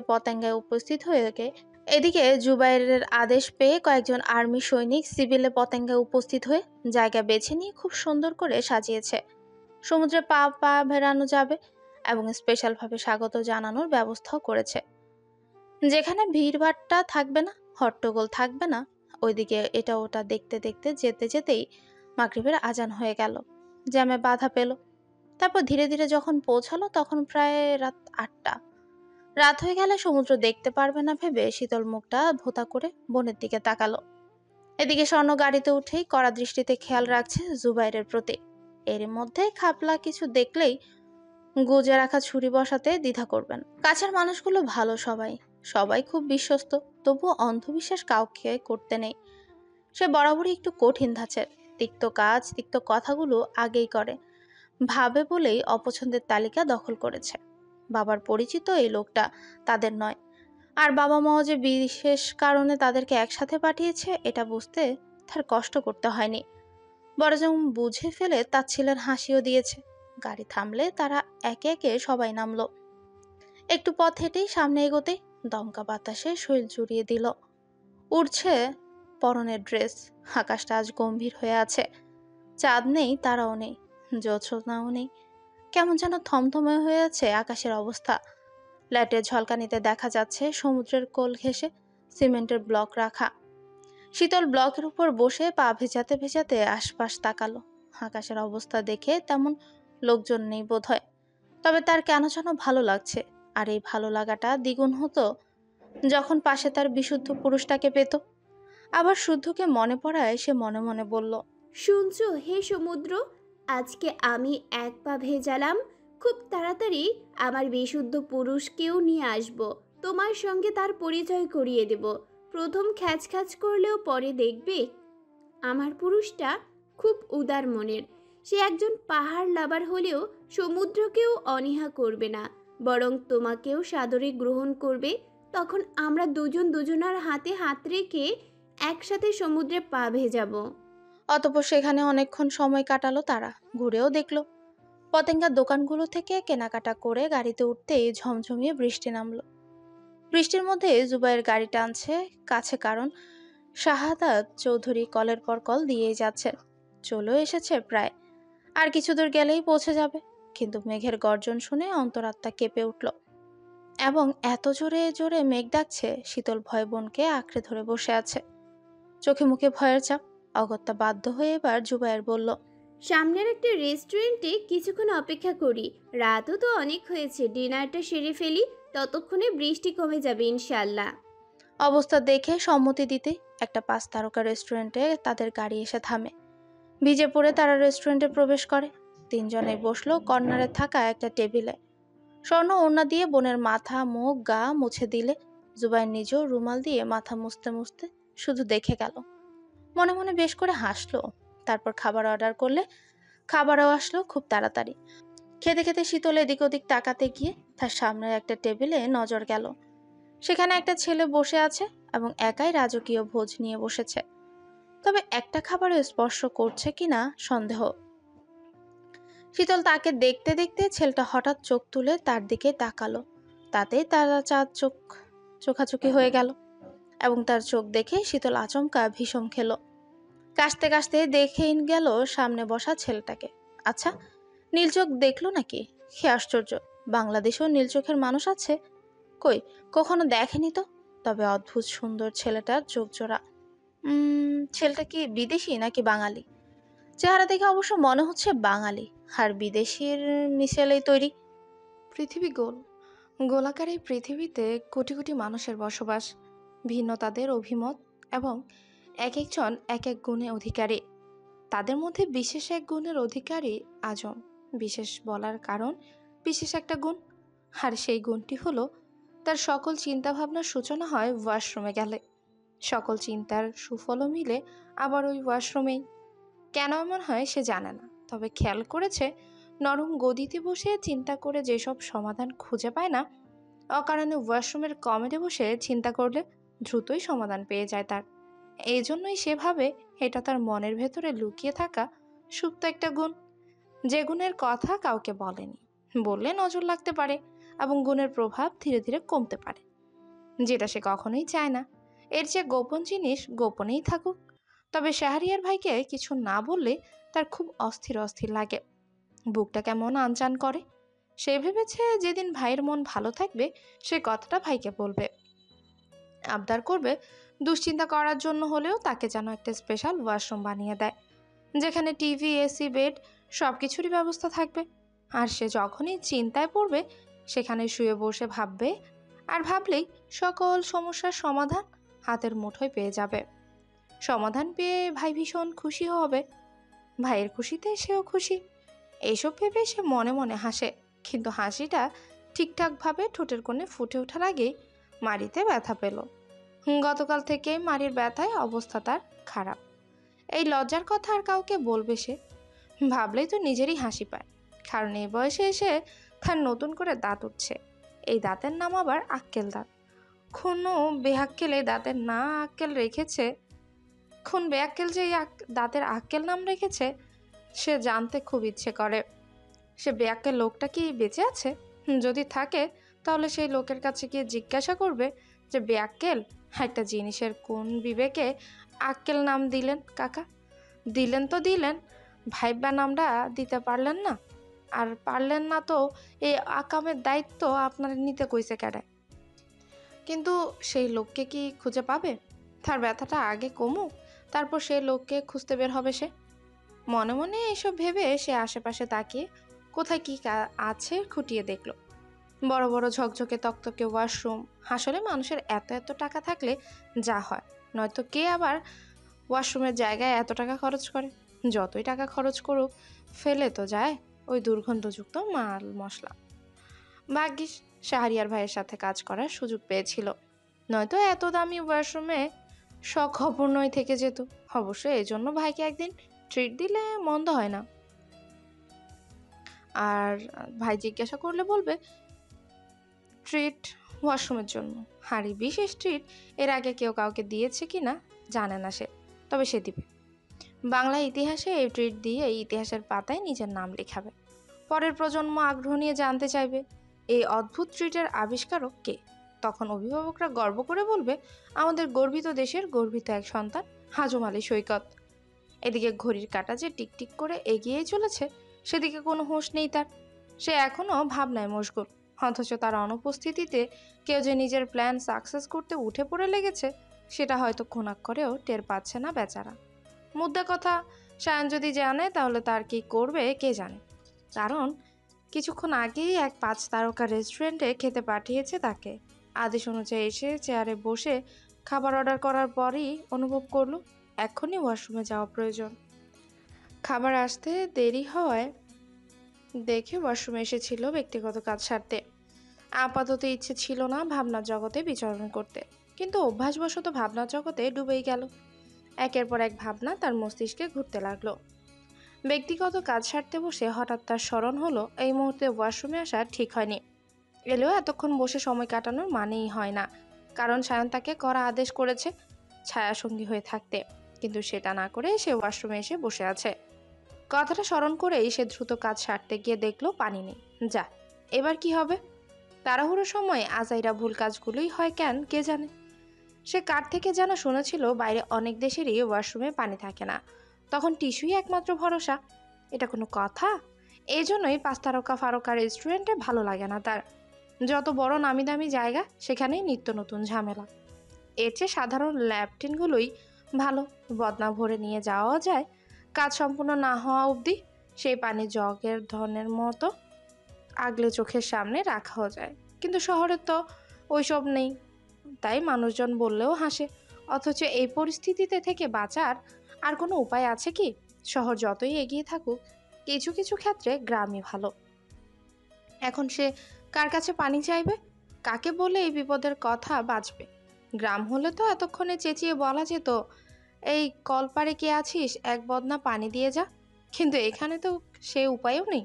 হ্যাঁ, টিস্যু আছে, কিন্তু এই কাজটা করেনি কখনো, জীবেও নেই, ভাবেও নেই এ কাজ করা লাগবে। সে আরেকবার চেক করে দেখলো পানি এসেছে কিনা। না, আসেনি।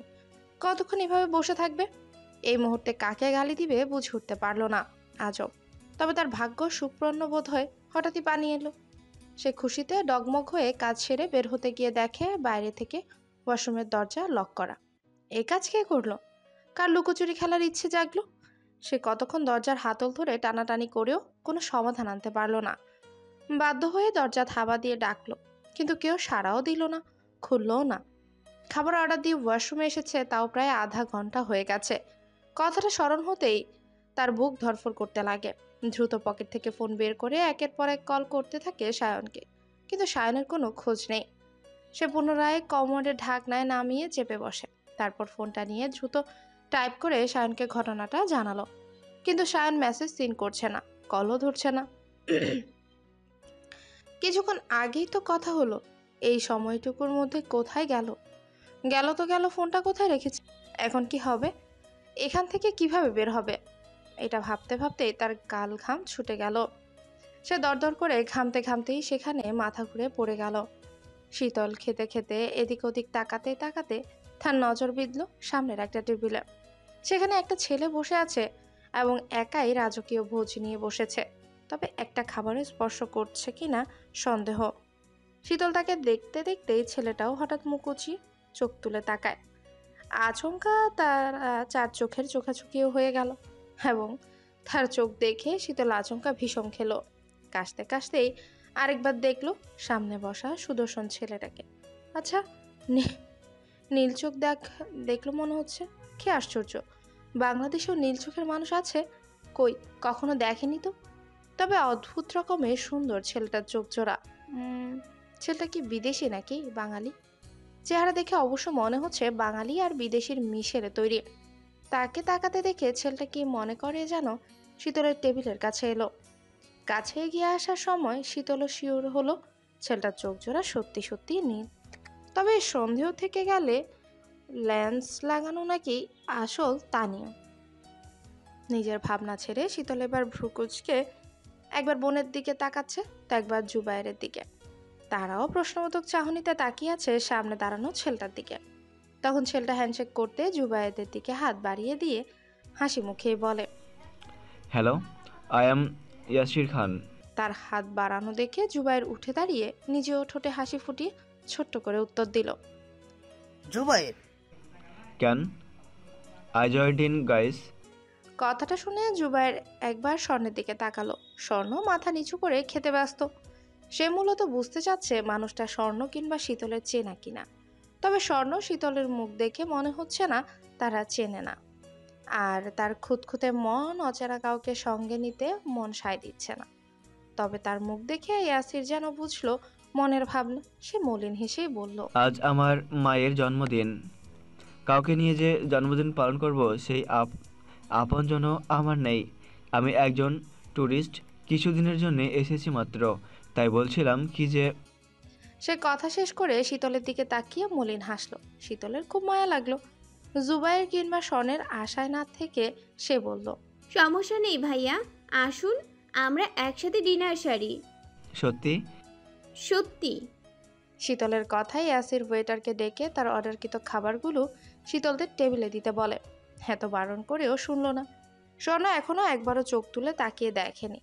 তখনই স্বর্ণের ফোনে সায়নের নাম্বার থেকে কল এলো। এতে স্বর্ণ একটু অবাকই হলো। তবে কল কেটে যাওয়ার আগে কলটা রিসিভ করতেই সায়ন বলল, এখনো কি রেস্টুরেন্টেই আসিস?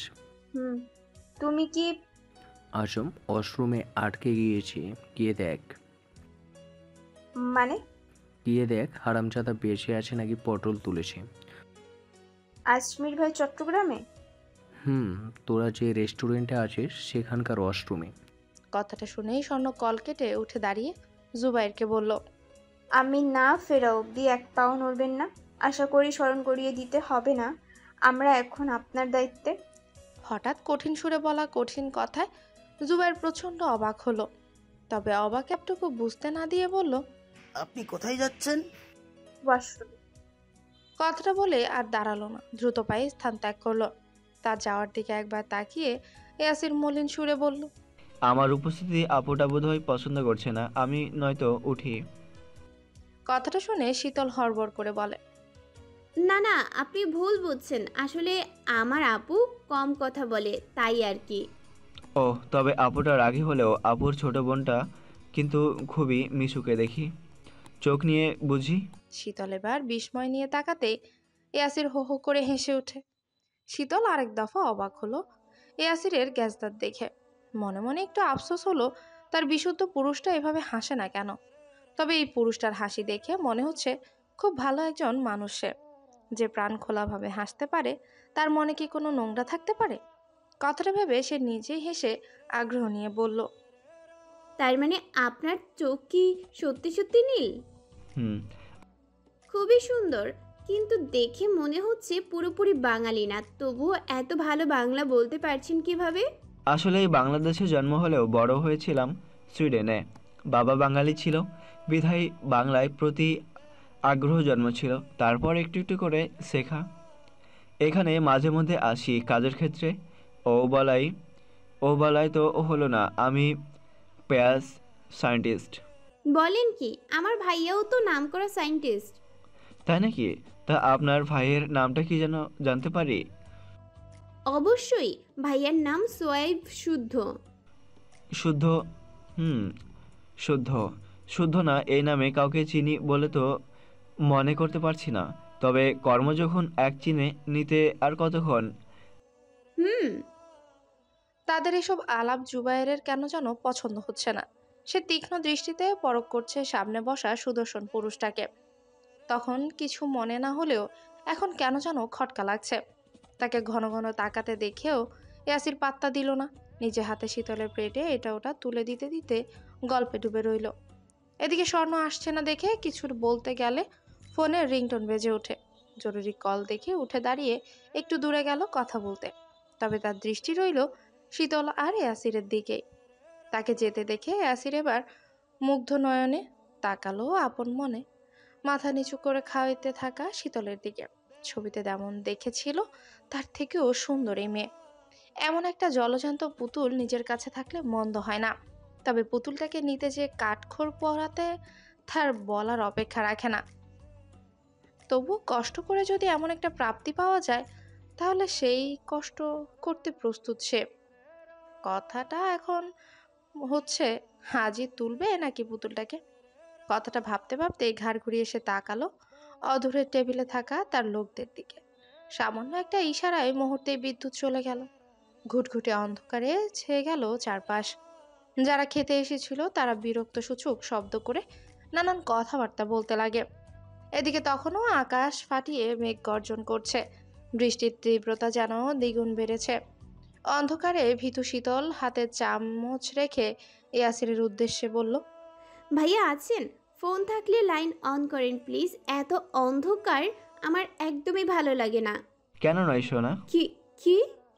কথাটা বলতে না বলতেই শীতল তার কাঁধের কাছে নরম কিছু স্পর্শ পেল। এরপরই সূচ ফুটানোর মতো কিছু অনুভব হতেই সে নড়েচড়ে উঠতেই ইয়াসির শক্ত করে তার মুখ চেপে ধরল। শীতল গোঙানোরও সময় পেল না। তার আগেই তাকে নাকে রুমাল চেপে ধরে সে সেন্স হারায়। ততক্ষণে ইয়াসিরের লোকরাও বিদ্যুৎ যাওয়ার সাথে সাথে জুবাইরকেও সেন্সলেস করে ফেলেছে। খেতে আসা অন্যান্য লোকরা যারা ফোনের লাইট অন করতে গেছে তাদের ফোন কেড়ে নেওয়া হয়েছে। খানিকক্ষণ পরে বিদ্যুৎ এলে ততক্ষণে কালো পোশাকধারী লোকজনে ভরে গেছে রেস্টুরেন্ট। এরা কারা, কেন এসেছে, এই নিয়ে সবার মাঝে আতঙ্কের সৃষ্টি হয়েছে। তবে লোকগুলো কাউকে কিছু বলল না। হঠাৎই এসে হঠাৎ করেই চলে গেল। তবে কেউ খেয়াল করলো না এতগুলো লোকের মাঝে একটা মেয়েকে সেন্সলেস করে তুলে নিয়েছে। সেই মেয়েটা আর কেউ নয়, চৌধুরী নিবাসের সবচেয়ে চঞ্চল প্রাণ, চৌধুরীদের চোখের মণি আর সোয়াইব শুদ্ধের প্রাণভোমরা। ইয়াসির শীতলকে কোলে নিয়ে গাড়িতে উঠে বসতেই সেখানে পরপর দুটো আর্মির গাড়ি এসে থামে। ধপ ধপ করে শব্দ তুলে একে একে নেমে দ্রুত ছুটল রেস্টুরেন্টের ভেতরে। আর্মির গাড়ি দেখে পোশাকধারী লোকগুলো ততক্ষণে ভাগ ভাগ হয়ে আড়ালে চলে গেছে। ওরাও আর্মিদের উপর খেয়াল রেখে ইয়াসিরকে বলল গাড়ি টান দিতে, কারণ জুবাইর খেতে বসেই ইয়াসিরকে সন্দেহ করেছিল এবং নিখুঁতভাবেই সে কাউকে ইনফর্ম করায় আর্মিরা এখন এখানে এসে হাজির। বেচারা জুবাইর সব চেষ্টা করলেন, শেষ রক্ষা করতে পারলেন না শীতলকে। ইয়াসির ওর গাড়ির ড্রাইভারকে গাড়ি টান দিতে বলে শীতলকে নিয়ে পেছনে সিটে আরাম করে বসে। ইস, মেয়েটা এত সফট কেন? কোলে তুলেই মনে হচ্ছে মাখন। উরুর উপর থাকা অবচেতন শীতলের আপাদমস্তক পরক করে ইয়াসির হাসে। পুরাই পুতুল একটা। দেখেই মনে হচ্ছে সে সদ্য যৌবনে পা রেখেছে। অর্থাৎ মেয়েটাকে বন্দিনী করে ইচ্ছে মতো ব্যবহার করতে পারবে সে। যদিও ওর ভাইগুলো একটু ঝামেলা করতে পারে, ওসব সামলে নেওয়া যাবে। কথাটা ভাবতে ভাবতে ইয়াসির শীতলকে বুকের সাথে চেপে ধরে নাক ডুবালো গলায়। জোরে শ্বাস টেনে পরপর একইভাবে শ্বাস টানতে লাগলো। কি যেন মিষ্টি একটা সুগন্ধ মেয়েটার গায়ে। সে এবার শীতলের ঠোঁটটা আঙ্গুল দিয়ে স্লাইড করে বলে, আরও কিছুদিন মায়ের কোলে থাকার সময় দিলাম তোমাকে সোনা। আমি ভেবেছিলাম আমার মতো জানোয়ারের কাছে আরও কদিন পর এসো, কারণ মানুষ যেমন ফুল ভালোবাসে আমিও তেমনভাবে নারী দেহ পছন্দ করি।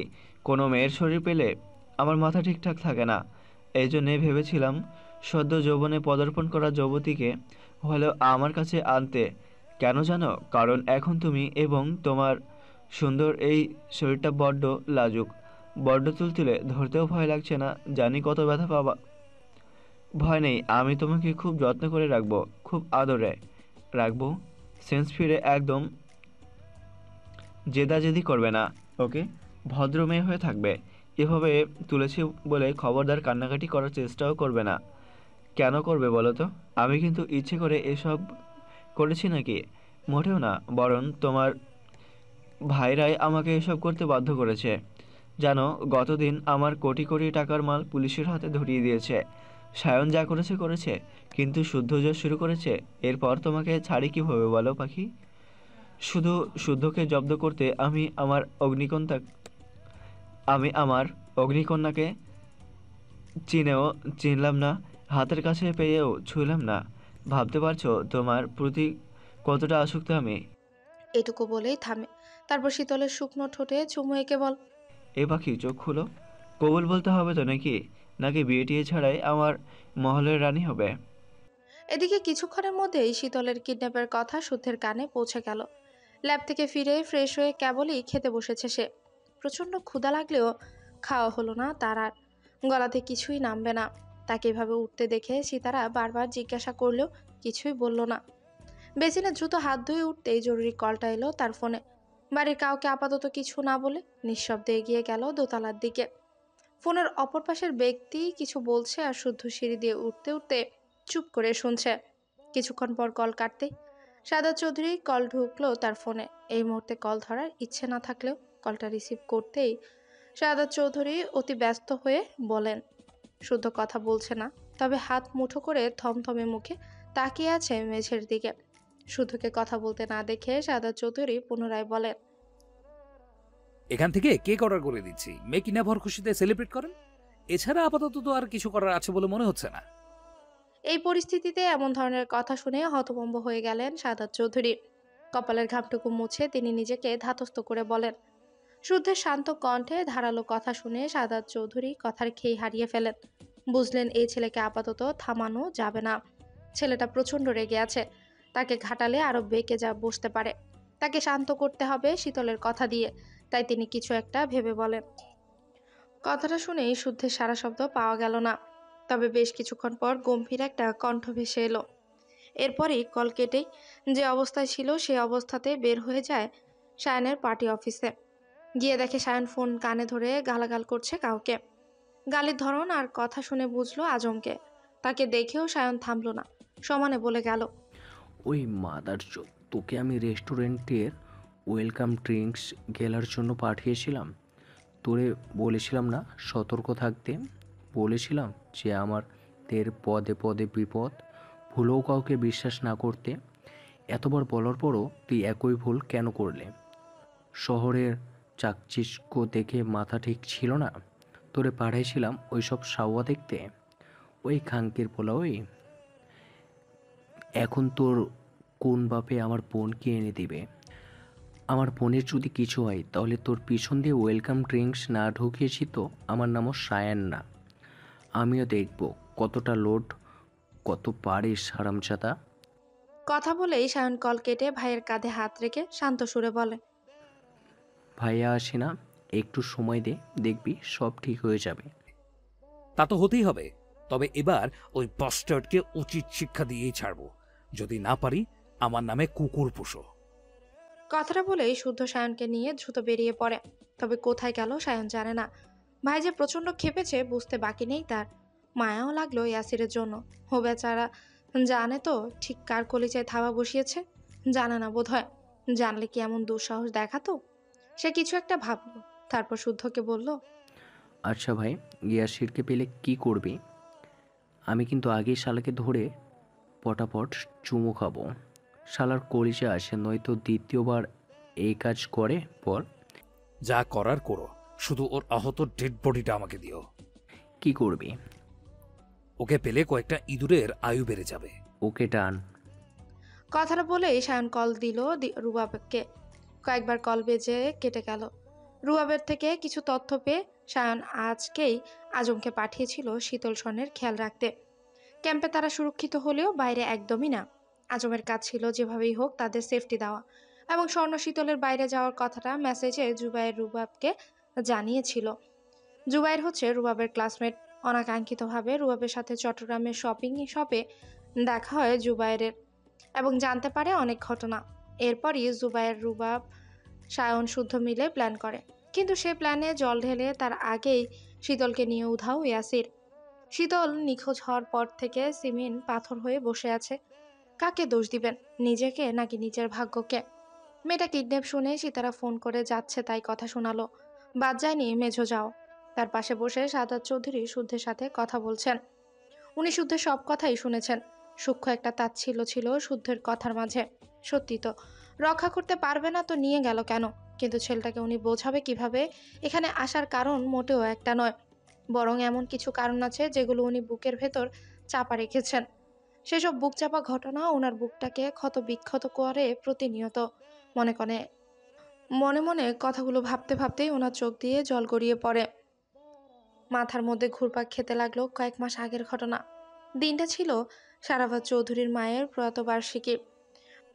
ওই দেখ, সাদা পাঞ্জামি পিন্ডা আছে ওইডা সীতারার সরু ফোলা। নাম সৈয়ব শুদ্ধ, নাম করা বিজ্ঞানী। পিপারে আবার ছবি টবিও বাইর হয়। মস্ত মস্ত জিনিস তৈয়ার করে। পোলাটা দেখতে কেমন রাজা রাজা ভাব, তাই না? হেরা কিন্তু দুবাই, বড়টার নাম সায়ান, হ্যাঁ আবার রাজনীতির নেতা, পড়ালেখাতেও ভালো আছিল। আমাগো রিতার জুরি এই সায়ন। রিতা তো ক্যালাসে ফেল করত, পরে গফুর বেডার লগে পালাইয়া গেল। এখন মিছে ভাত রাইন্দা খায়। হেই সেরি বহুত সুন্দর আছিল, তয় নিজের পায়ে কুড়াল নিজেই মারছে। কপাল পুরি, শুদ্ধ সায়ানের মতন ফুলারে চোখে দেখতে পায়নি। না, সে গেল ল্যাংটা বাবার লগে। ওর ওর বরে দেখা মনে হয় কাছে ডাইকিয়া দুখানা থাপ্পড় দিয়া ভিটামিন ওষুধ কিনিয়া দি। তয় জিডাই কইস, আমাগো সীতারার দুইটা পোলা দেখতে যেরাম সুন্দর, তেমনি তাগো বিবাহরও এরাম যদি একখান নাচ জামাই পাইতাম। বাড়ি ভর্তি অনেক মেহমান বিদায়। সাবধানে কথাগুলো বললেন 60 ঊর্ধ্ব বয়সী জয়নাব বেগম। ওনার বয়সী আরও কয়েকজন সঙ্গে আছেন। উনি আশেপাশে তাকিয়ে হাতে থাকা টুথপিক দিয়ে মাড়ির দাঁতগুলো খুঁচিয়ে নেন। দাঁতের ফাঁকে সুপারি ঢুকে গেলে খুব ব্যথা করে, তাই যখনই পান খান হাতে একটা টুথপিক রাখেন। উনি দাঁত খুঁচিয়ে সাদা আঙ্গুলের ডগায় থাকা চুন জিহ্বায় দিয়ে পুনরায় বললেন, কদিন আগে আমার বড় নাতনি রুকাইয়ার লিগা সম্বন্ধ পাঠাইছিলাম, যে কোনো একজনের লগে বিয়ে দেওয়ানের লিগা। সাওয়াল দুইটার কেউ রাজি হয় নাই। কত টাকা যৌতুক নিব, যত যাই নিক দিম। মুই এডিও কইছিলাম, সীতারাকেও কত কইরা বুঝাইছিলাম। পরে শুনি পোলারা নাহি এখন বিয়াই করব না, তাগো নাহি বিয়ার বয়স হয় নাই। মানে কি কমু, আজকালকার পোলাগের কথা শুনে হাসিও আহে, আবার দুঃখও লাগে। অথচ এদের বয়সে আজমেরির বাপ চার সাওয়ালের বাপ হইয়া গেছিস। জয়নাব বেগমের কথা শুনে মহিলা মহলের হাসি রোল পড়ল। তবে এটা সুখের বাড়ি দেখে সকলে কোনো মতে হাসি সামলে নেয়। ফিসফিস করে অন্যদেরও সাবধান করে দেন।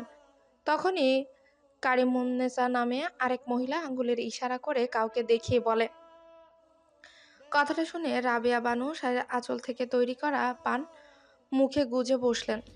আমি কিন্তু অনেকক্ষণ থেকে দেখতেছি মিয়ারা সীতারার ছোট পোলার পেছন পেছন ঘুরতেছে। পোলাটা চোখ রাঙানি দিলেও সরতেছে না, কি বেশরম মিয়া। ওনার কথায় এবার বৃদ্ধাদের দৃষ্টি গিয়ে পড়ল আদুরে দাঁড়ানো শুদ্ধ আর শীতলের দিকে। তারা কিছু একটা নিয়ে ঝগড়া করছিল তখনও। তাদের দেখে জয়নাব বেগম মুখ বাঁকিয়ে বলেন, যুগ যা খারাপ, খোঁজ নিয়া দেখো, তাগো মধ্যেও ইটিস পিটিস চলতাছে। শাহাদাতের বউডারও কি কোনো আক্কেল জ্ঞান নাই? এই বড় মিয়াডারে চাচাতো ভাইয়ের লগে এত মাখামাখি করতে দেয় কেন? আমরা মানুষ হই নাই? আমরা আমাগো চাচাতো ভাই, মামাতো, ফুয়াতো ভাই দেখলে মুখ লুকাইয়া পলাইতাম। এখনও তাই করি। এখনকার ছাল পালে পারে না কোলের মধ্যে ঢুকিয়া যাইতে। ছি ছি ছি ছি। উনি কথাটা বলে পাশ ফিরতেই দেখে সিমিন দাঁড়িয়ে আছে, তার হাতে শরবতের ট্রে। ওনাকে দেখে জয়নাব বেগম একটু ঘাবড়ে গেলেও প্রকাশ করলেন না। সিমিন ওনার কথা শুনে এমন প্রতিক্রিয়াও দিল না যেন কিছুই শোনেনি। বাড়ি ভর্তি মেহমান, এখন কথা বাড়ালে ব্যাপারটা অন্যরকম হবে। তাই উনি বিনয়ীভাবে সবার হাতে শরবতের গ্লাস তুলে দেয়। যাওয়ার জন্য পা বাড়াতে রাবেয়া বানু হঠাৎ ওনাকে আটকে দেয়। তারপর ফিসফিস করে বলে, শাহাদাত কি আহে নাই বউ? তা স্বামীরাই খায় এই হানে থাকো কেন বাপু? আমাগো শাহাদাত কি মেলা বইরা হইয়া গেছে, তার কি কিছু লাগে না? তোমরা বউ মানুষ, স্বামীর সব ভালো মন্দ খেয়াল রাখবা না? হ্যাঁ, যতই আর্মি হোক, বেড়া মানুষ তো দিনের পর দিন মাসের পর মাস বাইরে পইরা থাকে। যদি ভুল পথে পাও বাড়ায় তখন কি করবা? সতীনের ঘর করার ইচ্ছা হয়েছে নি? ওনার কথা শুনে সিমিনের ইচ্ছে করলো মুখের উপর কিছু একটা বলতে, কিন্তু শ্বশুরবাড়ির লোক এবং বড় জায়ের বাবার বাড়ির মানুষ দেখে চুপ করে রইলেন। কিন্তু ওনার চুপ থাকা বৃদ্ধাদের বোধহয় সহ্য হলো না, তাই তো নরম ভেবে আরেকটু চটকাতে বললেন, আর হয়েছে তো, 2 মাইয়ার মা, তা আর পোলাপান কি নিবা না? শোনো বউ, স্বামীরে হাতে রাখতে চাইলে স্বামীর লগে যাওগা। মাইয়াও বড় হয়েছে, গায়ে গতরে ডাঙর হয়েছে, পারলে বিয়া দিয়া দাও। শুধু মনে রাখো, তোমার জায়ের 2টা জোয়ান পোলা আছে। জোয়ান পোলা পান আগুন আর কি লাহান, এদের এক লগে রাখা ঠিক না, কখন কি হয় বলা যায় না। চোখ খারাপ, এখন আবার রং কইরা বইল না। ভাই বোন হেরা, শোনো, মায়ের পেটের নাইলে ভাই বোন হয় না। কথাটা বলে উনি থামতে খারিমুন্নেসা এবার আরেকটা কথা তীর ছুড়লেন। সিমিন হতভম্ব হয়ে শুধু তাকিয়ে রইলেন বৃদ্ধাদের দিকে। তবে কেন যেন গলা দিয়ে টু শব্দ বের করতে পারলেন না তিনি। মাথা নিচু করে চলে যেতেই আরেকটা কথা ওনার কানে গেল। জয়নাব আর কারিমুন্নেসা এত কথা বলল দেখে রাবেয়া বানু ফোড়ন কেটে বললেন। কথাটা শুনে সিমিনের পা চলছিল না, খুব ইচ্ছে করছিল হাউমাউ করে কাঁদতে। মেয়ের মায়েদের এত দোষ কেন? এত কথা শুনতে হয় কেন? পরপর 2 মেয়ে হওয়ার কারণে অনেক কথাই শুনতে হয়েছে। এই জন্য উনি কখনোই মেয়ে দুটোকে প্রশ্রয় দেন না। স্বর্ণ বুঝদার, তাকে কিছু বলতে হয় না, কিন্তু শীতলটা কোনো কথাই শুনে না। মেয়েটা বুঝতে চায় না আগের মতো ছোট নেই সে, আগের মতো ভাইয়া ভাইয়া করে সায়নসুদের কাছে যাওয়া মানায় না। সে এখন গায়ে গতরে বড় হয়েছে। সময় এসেছে কিছু সম্পর্ককে দূরত্ব টানার। কয়েক মাস আগেই চৌধুরী নিবাসে ওনার শাশুড়ির মৃত্যুবার্ষিকীর দিনের এই ঘটনাখানায় সিমিনের মনের গভীরভাবে দাগ কেটেছে। বৃদ্ধাদের কটু কথা শুনে ভেতরটা জখম হয়েছিল তীব্রভাবে। সেদিন থেকে উনি নিজের কাছে শপথ করেছিলেন, যাই হোক বৃদ্ধাদের নোংরা কথাগুলো সত্যি হতে দিবেন না। হ্যাঁ, উনি যে শুদ্ধ আর সায়নকে ভীষণ ভালোবাসে এ কথাও অস্বীকার করতে পারবেন না, তবে জামাতা হিসেবে গ্রহণ করবেন না। তাহলে সমাজকে জিতিয়ে দেওয়া হবে, সব কটু কথার জয় হবে। এছাড়া উনি জেনে গেছেন ওনার মেয়ে দুটো হবে ছেলে দুটোর প্রাণনাশের কারণ। তাদের 4 জনের ভালোবাসার বন্ধনই ভাঙবে শারাফত ও সাদাত চৌধুরীর পবিত্র বন্ধন।